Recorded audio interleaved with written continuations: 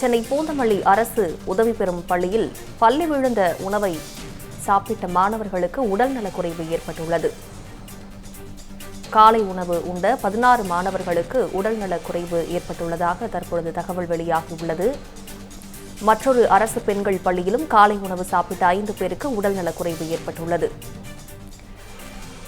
முழு விவரங்களை செய்தியாளர் காயத்ரி வழங்க கேட்கலாம். காயத்ரி, விவரங்களை வழங்குங்க.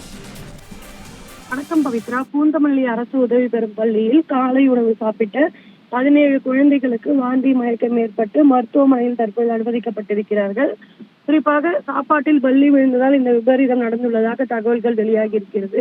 கடந்த 2 மாதத்திற்கு முன்பாகவே ஆவடி பகுதியில் தூய்மை பணியாளர்களுக்கு வழங்கப்பட்ட உணவில் பள்ளி விழுந்து இருந்த அந்த தகவலானது சர்ச்சையானது. மேலும் பல்வேறு கட்சி தலைவர்கள் அது கண்டனங்களையும் தெரிவித்திருந்தனர். இந்த சூழ்நிலையில் தற்போது பள்ளி குழந்தைகளின் உணவில் பள்ளி விழுந்திருப்பது என்பது ஒரு அதிர்ச்சியை ஏற்படுத்தும் சம்பவமாகவே இருக்கிறது.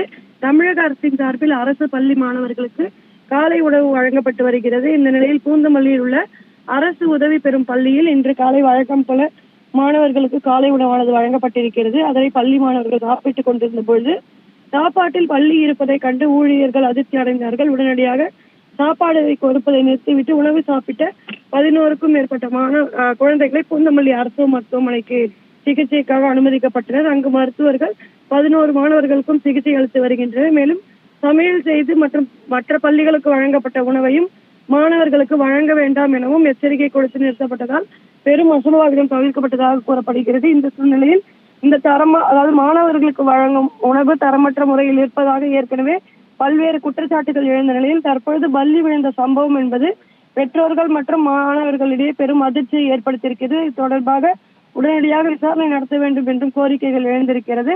இந்த சூழ்நிலையில் அந்த உணவை சாப்பிட்ட மாணவர்களுக்கு பூந்தமல்லி அரசு மருத்துவமனையில் தற்பொழுது சிகிச்சை அளிக்கப்பட்டு வருகிறது. பவித்ரா,